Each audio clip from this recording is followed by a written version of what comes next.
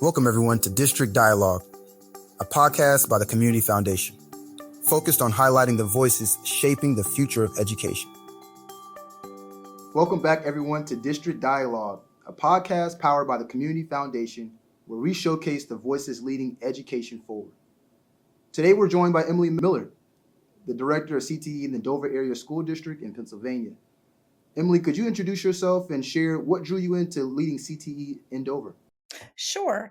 I'm actually a brand new CTE director. I've been doing this for about 6 months. I've been in the district for 12 years prior to that. And before that, I was in industry. And I worked in corporate America for about 10 years before I went into teaching. So why teaching? Why CTE? Why now? Well, the reality is that we have a lot of opportunities for kids. And in Pennsylvania, in York, Pennsylvania, where I am, if you look at our census data, only about 29.5% of adults in our community have a master or have a bachelor's degree. That's what they have.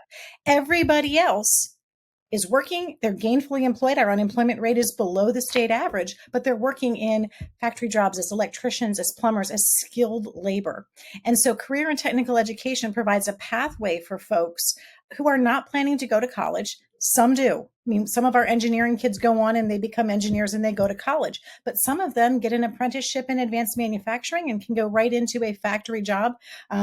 And we need more of that for folks who don't want to go to college, who want to work with their hands, who are good and skilled at working with their hands. We need pathways for them to find gainful, meaningful employment and meaningful careers. I love that. So that's why CTE. Okay. Yeah, I was going to say, I love that. And you have that piece, I would say, just ready and prepared for, as well. And if you don't mind, share maybe a recent moment, big or small, that reminded you and maybe even your, colleagues as well of why this work mattered. Well, so I'm just coming back from a conference with other educators, other CTE educators from around the state of Pennsylvania. And we had a speaker there on the very last day. Amazon World Services was there, and they were talking about their need for electricians. And the comment that they made was, we need 400 electricians. We would hire them right now if we could. We know we're going to need more. And the ones we need now are in 8th grade. And so really, if we want this $92 billion investment that's coming into Pennsylvania in terms of the information economy, we need folks who are prepared to work in those careers and to work in those high-skilled, high-wage industries. That is, I see it as a big actual moment. Wow, that's huge. So 400 electricians per data center that's needed. And like you said, they're in 8th grade now, so that gives us a proper window to be able to orient and educate them and upskill them rather for this opportunity. How unique. I love that. And I've heard the numbers being repeated across the U.S. in regards to how many electricians or other different professions. But I think that's a very tangible use case for students and stakeholders to understand the opportunities that exist. So that's great. Love to get a snapshot into what your role looks like and a little bit more around the world that you lead as well. So if you don't mind, describe both the current and maybe even some of the things that have shifted as it relates to Dover's CTE vision over time. So career and technical education in our school district and in our state is kind of interesting. CTE used to be like kind of in vocational technical centers. And the idea was that VOTech is where kids went when they weren't going to go to college. Now that is not the case. Our vocational we're fortunate. We're in a county where we have a vocational technical center and we have this program within our high school. Our vocational technical center has so much demand that half the kids that apply, they need to turn away simply because they don't have space. So the benefit of us starting this in our school district is if you're in our district and you apply, you're in. It doesn't matter. We don't turn anybody away because you're already our kid. You're already in our school district. So we can give kids a variety of skills. Now, we don't have every program. So the Vocational Technical Center has automotive lifts, has those kinds of things. We have 9 programs. We're predominantly centered in agriculture. We have agriculture mechanization and horticulture. We have some business programs, so accounting, technology, marketing.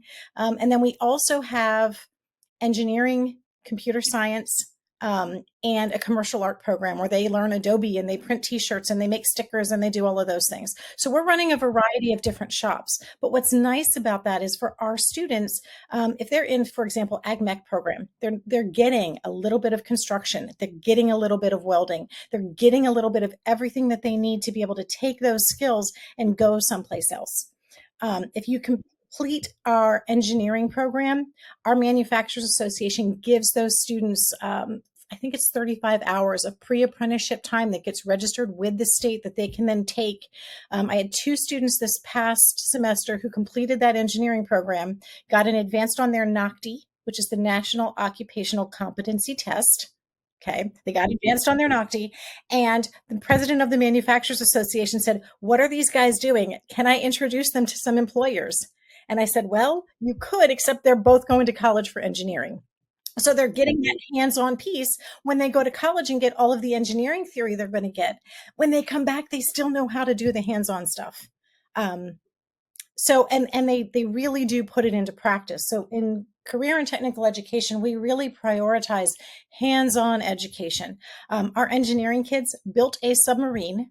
They took the submarine to the International Submarine Races in Bethesda, Maryland, at David Taylor Model Basin with the Navy divers, and they raced it.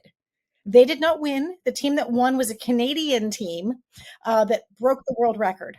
But our kids were there, and they were one of the 22 teams competing, and they built a submarine from scratch. That's awesome. And if you're a kid, how empowering is that? To know, Absolutely. It's to know so this, you get scuba certified and you race against the Navy. Like, that's awesome. how memorable, and just to be able to reference that, and hey, this is what I've done prior to, like you said, even getting into college. That's exciting. And to your point as well, maybe even some of those engineering students pursuing their college degrees or might have opportunities for internships much earlier than some of their peers as well. So I the practicality of being able to add value is something that we always preach and really teach as well within our organization, as we focus on helping individuals pursue careers in the digital entertainment ecosystem. So like you mentioned, marketing, but then also IT and broadcast production, getting that practical skill set are all things that we focus on. And I love the fact that that's something you all mirror as well. One of our young ladies from the commercial arts program actually is enlisted with the Navy, and she's going in as a media and communication specialist. So that's going to be her role within the Navy. And she's very excited, and they're very excited that they have somebody who already has some practical experience. Yeah, and oh gosh, just real time examples I love. That's awesome. Real-time examples, Yes, so because our kids are out there doing it. yes, and I would. It seems like you all are leading the charge, and so I definitely wanted to actually ask, how have things shifted, or has this always been the model within the Dover area, or love to get feedback on really when these types of models were prioritized and stood up for you all as well. So, vocational technical education in Pennsylvania has a pretty substantial history. A lot of, and I can't give you exact years. No problem. Okay. Too new to do that. But certainly in the 60s and the 70s, those career and technical centers in the counties at the county level started to get together, and they're consortiums of high schools. So one thing that's different about Pennsylvania is that many states have a county model of education. Pennsylvania doesn't. Ours is very community based. So within our county, there are 16 or 17 different school districts. Those school districts combine resources to create a joint operating committee to run that local CTC. And that's why sometimes as a district, all your students don't get in. So, and that's fine. We know that there are limited spaces. They're actually looking at expansion. We'll see where that goes. But even that is 5 to 10 years down the road, if it happens. And expansion is expensive. So the question then becomes, how can you use existing resources in your member school districts for those member school districts to also start to create these career and technical opportunities for students? And it really is, it's rekeying, when you're in high school, you had wood shop, right? Yeah. Or something like that. Yeah. We still have wood shop. You can take wood shop. All right. But wouldn't you rather take welding and do construction and build things and learn 3D modeling and learn CAD and learn all of those other things? So I hesitate to say this because true CTC people will say, oh my gosh, don't even talk about wood shop. But it's like wood shop on steroids. It's like awesome wood shop. It's like this, like we're building submarines. And we're building sheds and we're building all kinds of things for people when they ask. And it can be little stuff too. Like, I don't want you to think it's all submarines. Our elementary school needs steps Hmm. for their stage. So we're going to build them steps for their stage. The local historical society has a blacksmithing shed in a park and it needs to be re-roofed. Our kids are probably going to re-roof it, which is going to save the historical society some money and is going to give our kids some real experience out in the community. So a lot of it is those kinds of partnerships.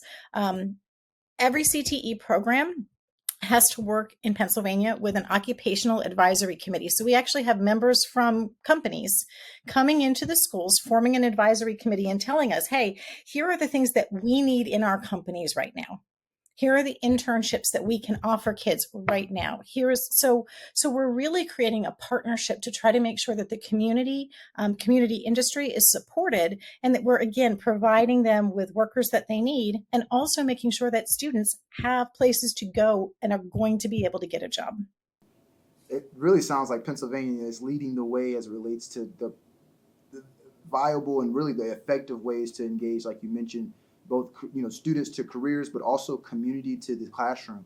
I love that Mhm. committee, advisory committee element itself. I think that's a idea I haven't heard mentioned too many times. It's more of a passive type strategy, but that sounds very intentional as well. That's It amazing. is very intentional. We are required to meet twice a year, and we certainly do that. But we also have lots of informal back channels, and we ask them questions. In fact, ready? Here's Pennsylvania's model. Every piece of equipment that we buy has to be approved and asked for by our OAC. If Aha. they don't ask for it, we can't get it. So the legislature has been fairly generous in terms of providing us with money to purchase equipment, because it is more expensive to do welding than it is to sit in social studies class. And so the legislature provides money for that. But what they ask for is, do you have this community engagement? Have the businesses in your community said, yes, this is a piece of equipment that we want our program to have here, so that we're making really intentional spends when we get those dollars. Very intentional. I love that. Wanted to also get a little bit more around what the vision looks like. So beyond maybe completion or credentials, what are success metrics that you feel are important as it relates to CETE development, and then why as well? So the official success metrics, just so that we're really clear, there are official success metrics in Pennsylvania, and that is percentage of students who earn an industry credential. That is our keystone scores. Our kids have to pass this national occupational competency test, but they also still need to take Pennsylvania's end of school assessment, which for Pennsylvania is the Keystones. They still need to do well on that, and we get tracked. Our kids do pretty well, and we're really proud of that, actually. They're beating the state average right now, and I will take that all day long. Yeah. They're doing a good job. But um, so we look at those things, and that is true for our kids who go in and complete a pathway and intentionally say, hey, I'm going to do this engineering technology pathway, and I want to get my pre-apprenticeship, and I want to do the thing. So we have all of those metrics. However, remember that I am in a comprehensive high school. So I have lots of students who have not intentionally picked CTE. They take a woodworking class, our intro to woodworking, as an elective. I see. They have no intention of doing engineering. Yep. And then they may take construction the next year because that sounds interesting. And then they may take a marketing class because that sounds interesting. So they're not doing, I'm going to say, official CTE, Okay. but they're getting classes. They're getting things that they need and that they're interested in, and we're letting them sort of cobble their own pathways. So I have one young lady right now. She has just finished, or she's in the process of finishing. She's going to be a senior. She's doing our Ag General program. And agriculture in York County is, I don't know, third or fourth in the county in terms of revenue from agriculture. She's going to have a horse farm. That's what she's going to do. She lives on one now. That's what she's going to do. So she's taken Ag General. She's done the large animal science. She's got one Ag General class this year. She has 3 business classes. She's taking an accounting class, a marketing class, and an entrepreneurship class. Well, wouldn't you if you were going to have your own agricultural business? So we let kids mix and match. And I really, really appreciate the flexibility that we have in our program. It's almost like a choose your own major for CTE. And we're not crafted to do that in our CTE programs, generally speaking, because they are very state prescribed and there's a task list and there's things you need to do. But one nice thing about our model is that kids really can choose the courses that are best for them, that are best for their future, in consultation with their parents and their teachers and their guidance counselors and all the folks we expect kids to turn to for advice. That being, the case, I love the fact that you said is, there's still this state pathway, but it sounds like, not having that linear, if you will, mandate allows for a more well-rounded, emerging professional or, individual. And I feel even if you're starting your own company, that's going to be something that will speak towards your customer or even, collaborative business partners as it relates to your ability to add value. So yeah, again, just kudos. You all are again hitting the nail on the head as it relates to just the practical, value add. We try really hard to. That's the goal. And so I heard you mention that you're, a bit newer in the role itself. Love to get Mhm. again a little bit more background in regards to, for you, maybe a little bit of your previous experience prior to this role, and what really led you to know that this is where you wanted to, really add value as it relates to the CTE piece. So, you know how they tell you, like in high school, they say, "Oh, well, you're going to change careers like a bunch of times," right? So that's what I did right out of school. My undergraduate degree is in marketing, but I also have a master's in political science. And I went to work for a company called the May Company. I don't think they exist anymore, as an assistant buyer trainee in their executive management program. And I stayed in retail buying, first at May Company and then at the Bonton. Both of these organizations are completely restructured now. Um, as a buyer, and that's what I did. So, a couple hundred stores, lots of P&L responsibility. That is what I did.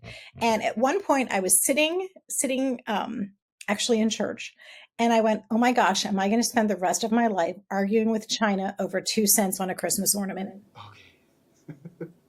Like, I don't know that that's meaningful. And I was doing a lot of work with youth group. And I had done a lot of things with scouting and things when I was younger. And I thought, maybe I should teach. Like that would be kind of interesting. And it took me another couple of years to get there. But I did go back to school, and because I already had that master's in political science, it was fairly easy, like a year and a half to get a teaching certification. Pennsylvania has pretty high certification standards. So I had to do student teaching. I did another year of school.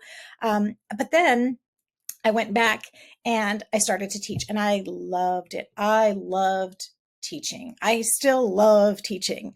Um, and in fact, this spring, when I moved into this role, I was still teaching AP US government because I needed to get those kids through. Um, they had a 74% pass rate on the AP test, which thrills me. Um, but we got them through that. But I've worked with a couple student teachers in the past few years, and what I realized is that other people could do that. And other people were going to be equally good at doing that, and not everybody could do this. And I really wanted to be in a place where I could make more change and do things that were better for kids on a more global scale. And so CTE was a good pathway for me, because I think it uses some of my previous professional background.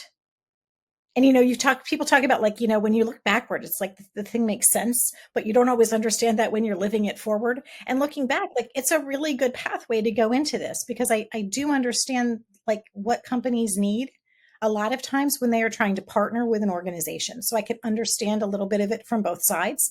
And since we are trying to partner with companies, and again, I have 15 teachers, 10 at the high school level. We have a middle school program too. So our sixth, seventh, and eighth graders are getting a taste of some of this. They don't get official certifications, but they have a graphics lab. They have the woodshop lab. They have a robotics lab. They're building robots.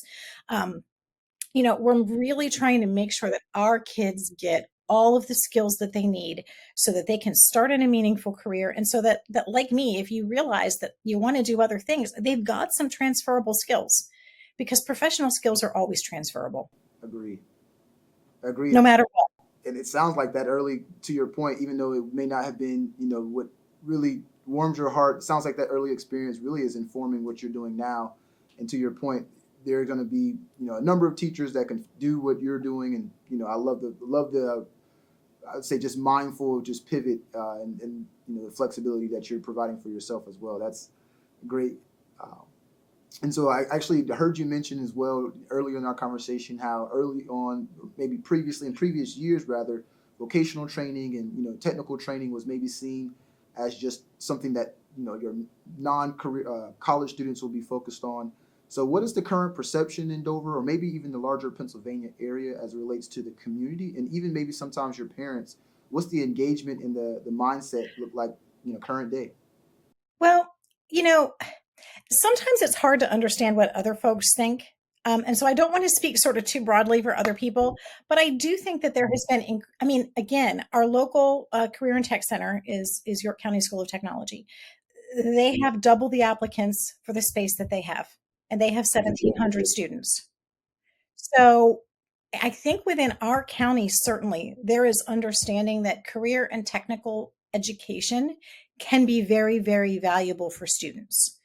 Um, I know several individual students who have completed CTE programs at a variety of places, and I would say, and I'm guessing at this, that at least the standard 40 to 50% that we have from a regular high school, many of them are going on to college, because that's what they need for the career that they want to do. Others are going into those pre-apprenticeship programs. And I think that the success of, we have a pretty good manufacturing base in York County. So we have BAE, which is a defense contractor. We have Harley Davidson. We have Voith Hydro. We have Dentsply. Like, we have some pretty large manufacturers. And that's not even all of the smaller ones, who are most of the ones who make up our OACs. The fact that we can have career signing days and have kids sit there and sign, just like how you would sign with an athletic team or with a college. They sign with that intern. They've done an intern, they've done a co-op with that employer. That employer has made them an offer, and they're going on. And I would say that was about 10% of our completers this year went right into a job. It's a small number. I have 50 completers, but 5 of them signed, and they had offers right out of school at good wages. So I think there is much more recognition of pathways other than college as a way for people to be successful. But I will also say that in Pennsylvania, if you complete a program and you get an advanced on your NOCTI, there's a program called the SOAR program. That SOAR program has statewide articulations for college credit, up to 12 credits, depending on the program, that they automatically get from a community college. My horticulture, my marketing program, my management program, my engineering program all have at least one dual enrollment class. So our CAD is a dual enrollment class with Penn College of Technology. Those students get 3 credits at Penn College of Technology at no cost to them, and they get their high school credit. So for kids who are going on to trade school, right, they're able to get a head start on that. They save themselves a little bit of time. They save themselves a little bit of money. And that's valuable too, regardless of what your post-secondary path is going to be. And maybe you don't need those credits now. Maybe you are going right into a job. A couple of years ago, I was sitting in a waiting room with somebody who worked for a local company, totally outside of my job. And he said, man, I never thought that I'd be going back to school at my age. And he had gone to work for one of our local construction companies, and they had sent him back to Hack because he was going to be a manager, and there were some additional skills that he needed to get. So for our kids, they're going to come in with some of those post-secondary credentials, whether or not they know right now that they need them. I love that. So I imagine there's no twisting of the arm of the community or even parents. And so do the students also have that same mindset, or just understanding of the value that they can engage in? I heard you mention sometimes. Most of the time, I mean, we are in a world where students come in a variety of shapes and sizes, and they come with a variety of challenges, right? And so for some students, it takes a little bit more work to help them to understand sort of the value of having these credentials versus just getting through school. But many of them are very excited about having industry credentials because, you can get an A in a class, but if you have a piece of paper that is an industry recognized credential that says, hey, this kid knows this thing, and they already have passed their industry credential, that's pretty valuable to them.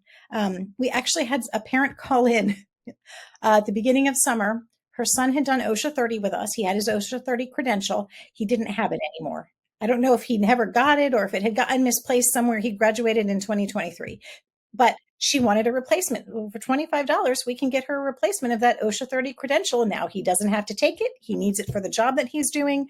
So there really is some real value in those credentials that we're giving kids.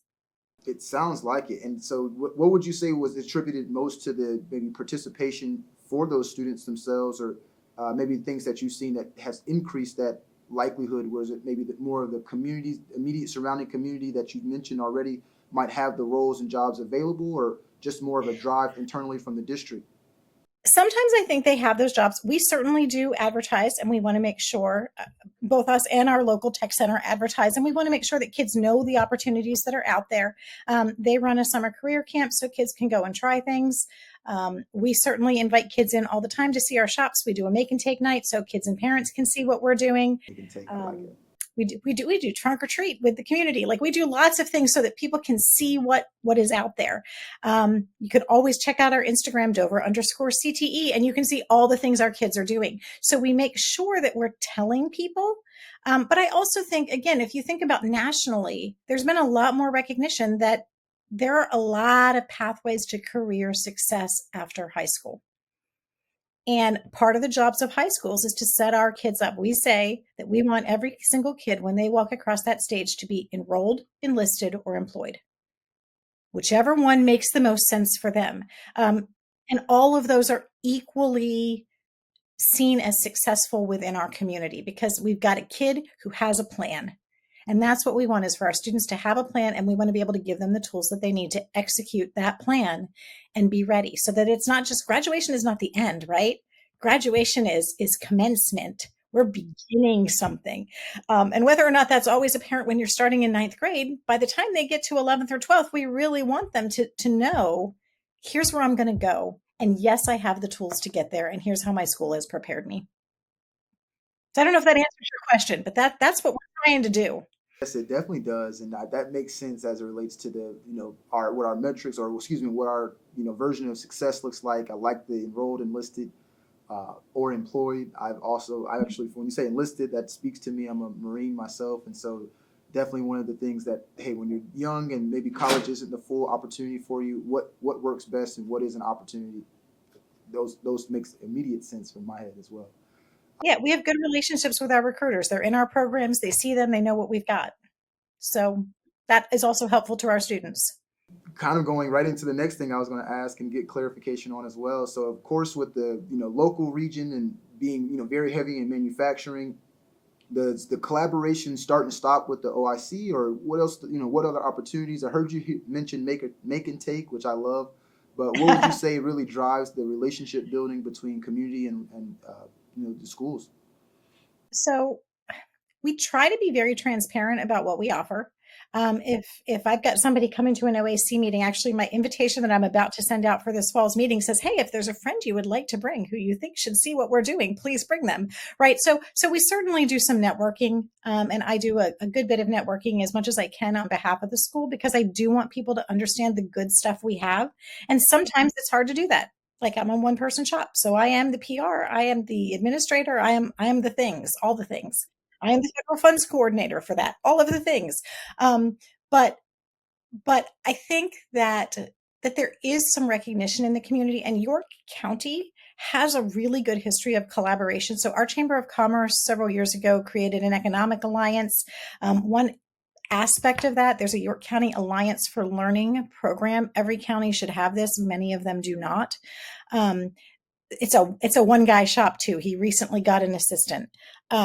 But they set up with companies opportunities for kids to go out and visit and shadow with those companies. And so they work through that partnership because, again, they're connected to the Economic Alliance. They're connected already to companies. So they set up, say, 30 job shadowing days in the fall, 30 so 60 opportunities, 70 opportunities for kids to go out and see an employer, and kids can sign up and can get access to those opportunities. And we advertise those heavily to our students. And then I also, when I'm at their events, say, hey, you can always come and see us. We'd be happy to have you come sit on our OAC. And the gentleman who runs that is also on our local advisory committee. So we have some cross-pollination there. So we try to do that. You're asking me how we make sure we get those collaborations with businesses. I know our submarine team goes out actually and recruits folks because it is expensive to build a submarine. So they're certainly communicating that information as well. So we're trying. We have generally speaking, we have a fairly strong community and people are supportive of things that schools are doing. It's just making sure that they know what the schools are doing so that they can help us out and so that we can help them out. I mean, we are a pathway for them. If you've got a labor problem, right? A lot of times we hear employers say, I can't find the people I need to hire. I got them. They're in my school. Come hang out with us. Yeah, Come see what they're doing. I was going to say yes for our listeners. If you're in a CTE role, if you're an educator, go look over the shoulder of Dover and see what they're doing. It sounds like you all have a lot of the best practices nailed down, and even to employers as well. That sounds like you mentioned you got them. So that's definitely in the back of my head now. Around okay, let's what is an example or what does success look like for others to use in as example, loud and clear. I love that. Um, you mentioned earlier in regards to Amazon Web Services having a ginormous need here immediately and going forward in the future. So with that same kind of mindset, what does future ready look like as it relates to the Dover's CTE programming as well? Noted, just recognizing there are a number of jobs needed now, but in the future we recognize there's going to be a whole new industry even where jobs will be needed. So what does future ready look like for you all? So right now we are busting at the seams. I actually recently just added 8 seats in my computer labs because I can go that high and still be okay. But my spaces are full. If I could hire 2 more teachers tomorrow, like if I could get that done, I could do it and I could probably fill those classes. And so part of our challenge in CTE in general is there are always more programs we can add. I would love to have an electrical program. I would love to have a welding program. There's actually a great program from the FAA where you can get kids a drone pilot license from the FAA in one class. I want a drone pilot class. So I have a lot of things that I would love to do. I need the teachers and I need um, kind of the fiscal ability to do that. And those are two separate things. One of them is certainly having the money to hire teachers, and that is an expense, right? We struggled for 18 months to find a computer technology teacher. 18 months. We ultimately had, I think, I'm going to say 3.5 applicants because the half applicant I really tried to talk into applying and then they didn't. It was super hard to find somebody, and we really ended up taking the only candidate who we could have, and he's going to be great, and I'm thrilled that we found him, but it took 18 months. So if you want to find somebody to say teach an electrical program, electricians make as much or more than teachers. Do you really want to make that transition to the classroom? If, like me, you're sitting there going, I'd like to do something more meaningful with my life, you might want to do that because it is kind of pretty darn meaningful. At the same time, that's not a thing that everybody wants to do. So we do have a teacher shortage. We know we have a teacher shortage that is real, and in CTE it is even more real because welders make good money. You need a welding teacher; it's really hard to get one. You need an electrical teacher; it's really hard to get one. You need an automotive repair teacher; it's really hard to get one. So in some of those areas, we are struggling with shortages. The state is aware of that, and I think the Pennsylvania Department of Education is trying to work on easing up requirements where it makes sense to do so. But all of those things take time, and we need people in jobs now. So we're getting there. But that's where I'd like to see us go. I think that we have room to add a couple more programs. I'd like to see us do that. I've been having a lot of conversations with other school districts and with our local community technology group and our local CTC about how we might be able to expand access to CTE in the county. How can we pool our resources more creatively to do a little bit more with the same resources? All of those things are in their infancy because remember, I am 6 months old, but I have a lot of ideas about where we could go and maybe how we could get there. But in education, things take time. They really do. Really, you can't plan. Now I'm planning for 26, 27. I'm running this year, but planning to do anything new this year, you're planning at least a year out. And if it's not nailed down by January, it's not happening until 27, 28. So, education just has long cycle times by the nature of what it is. Of course, yeah. So much planning goes into it because there's so many stakeholders involved, from Mhm. administration to obviously the directors and the teachers themselves, and then you know we all know how fast the industry changes, and so there's even the nuance of how can we make sure we're giving ourselves a little bit of lead time so that when we're implementing this, it's not necessarily irrelevant. So I love that. And like you mentioned, busting at the seams, I definitely can imagine, especially with the success that you had and wanting to continue to again be able to relate and add value in multiple ways.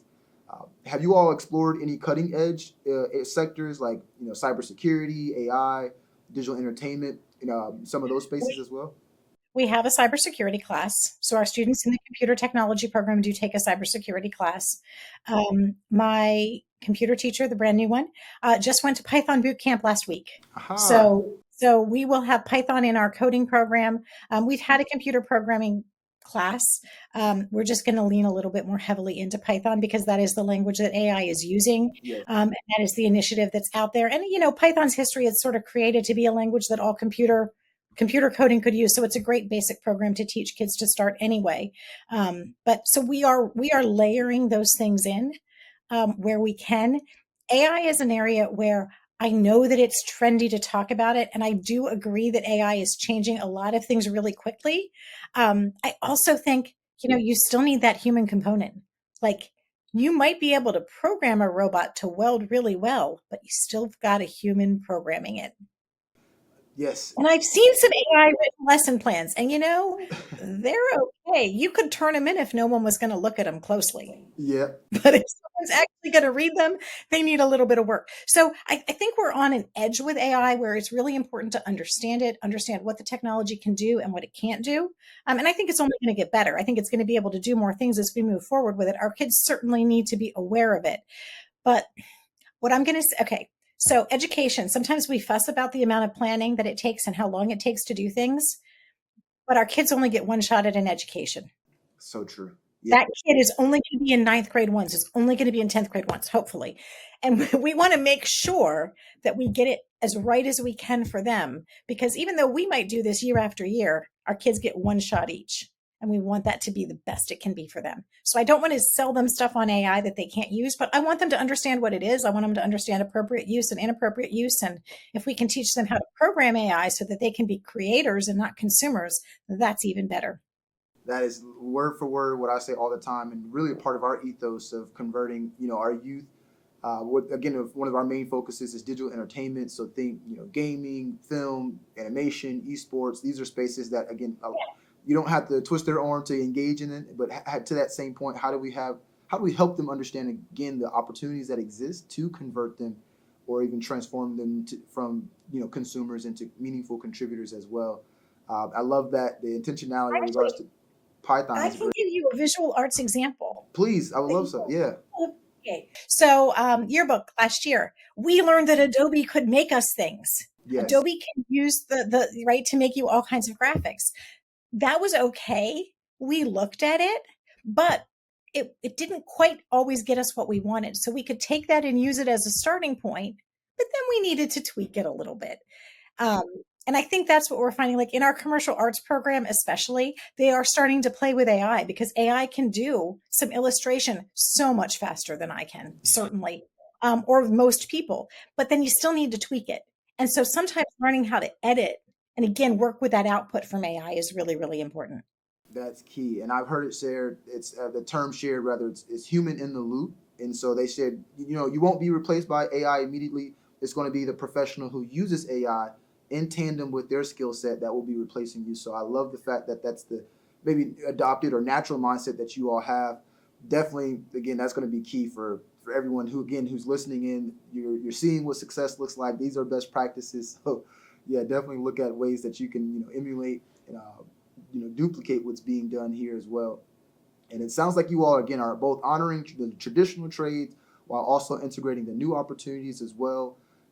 What do you see as the challenges of maybe not necessarily doing both, but recognizing that, to your point, as you look to add in addition to additional programs, excuse me, what are some of those challenges? You might have mentioned it already in regards to teachers, needing more educators, but anything else that you would think of as maybe a barrier to being able to offer so many different programs? Well, I think again for us, the challenge is it's always going to be space, money, and teachers. That's what it's going to be. My teachers can do literally anything. One of them is going to FANUC arm training to learn to use his FANUC robotic arm next week. That's what he's doing. So we have the cutting edge things We know how to use them, and our teachers stay up to date on their training. And our partnerships with post-secondary institutions really help us to do that, which we also really appreciate. So, so I think we have a lot of those pieces. We can always use more community engagement. The more voices that are in the room, often the better product that you get and the more opportunities you have for your kids.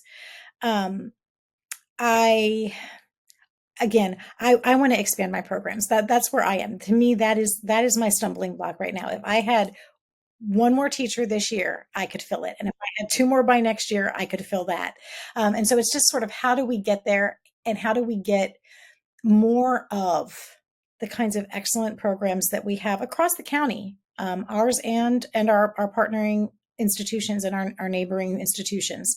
And we're seeing some of that. We're seeing schools start to add in and layer in some of these programs where they can. There's a neighboring school that has an aviation program. It's not an officially a CTE program, but they have an aviation program. People are starting to add in some teaching programs and some other things. So we're seeing some movement around the county. And I think, again, the more opportunities that we can make for students to get not just their academics, and academics are important.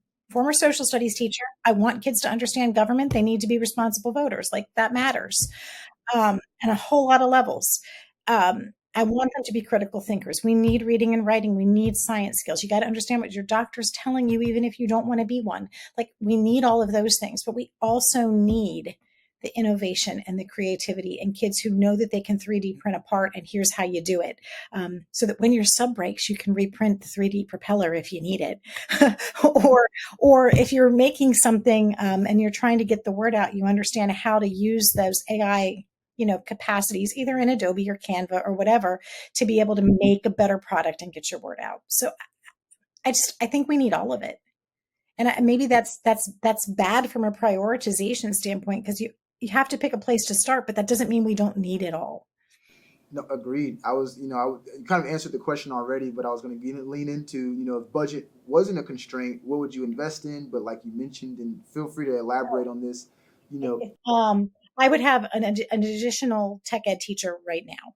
okay, And I would be running additional computing classes, additional welding classes. Pennsylvania has a new requirement coming in for financial literacy next year. I would really like to have a teacher full time to do that so that I can tie that in with our business programs and make sure every kid understands like why they shouldn't have massive credit card debt and how to balance a checkbook and how to do a budget because kids need that. yes, Less how to file their taxes because you can do that online with AI at this point, but you need to know what program to look for. Um, so, I would take those two things right away. I would probably retrofit one of our rooms as an additional shop because I think if I could build a welding shop, I could fill it. Like I have 17 welding spaces right now. I could probably use double that. I know our CTC could use double that as well. So we need that somewhere in the county. Um, those are kind of the immediate things. yeah, Welding, drones, more computers.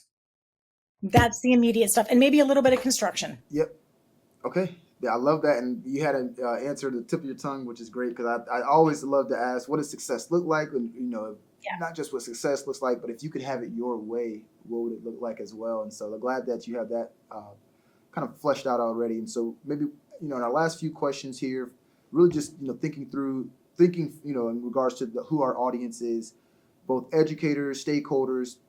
What advice would you give to other district leaders or even educators themselves as it relates to building or modernizing their programs as well?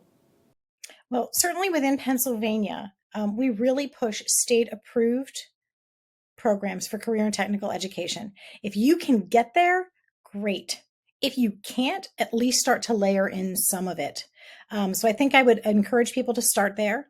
I would encourage people to partner across districts. I think there's a lot that we can do together that we can't do alone, and that it makes sense to kind of look at this as much as we can from a multi-district perspective and try to make sure that we're providing opportunities for every single kid in the county, regardless of what district they're in. We can take tuition students. So if you don't have an engineering program and you have a kid that should be in an engineering program, send them to us. It's not that expensive. They can stay in your school half a day. They can come to us for, 3 or 4 classes and it will be fine. So I think we just need to find ways to consistently do what's best for kids, what's best for the community in terms of employment, and just try to create as much opportunity as we can. I love that. I love that. I love that. This has been probably one of my favorite conversations thus far. Emily, I can You definitely say that tell. to everybody, but No, thank you. no way, no way. And I should be careful saying that, but trust me, I just, have very much enjoyed every minute of this. We've been talking for now almost, an hour, and it seems like it's just been just a few minutes. And so, first off, I want to just express my gratitude and thanks for your time. But really, again, just express to again the audience. I would say this is what success looks like. To your latter comment, if you don't have a full model of what things look like, make sure you're reaching out and communicating, across, whether it's the county or across the district, or even, to the, partnering or neighboring states as well. Just going to close this No, I out. really appreciate the opportunity to talk about our programs. I mean, I think we have some great things happening. And I think sometimes people don't understand how many awesome things are happening in their local school district because sometimes we don't always publicize all the wonderful things that we're doing. We have a lot of great opportunities for kids, and I appreciate the opportunity to tell you about them. Yeah, absolutely. This has been a So treat. thank you. So again, Emily, thank you for sharing your leadership journey, your vision, and deep commitment to the equity and opportunities within CTE. I would share this really reminds us what effectiveness looks like within the space. So thank you to our Thank listening you. audience.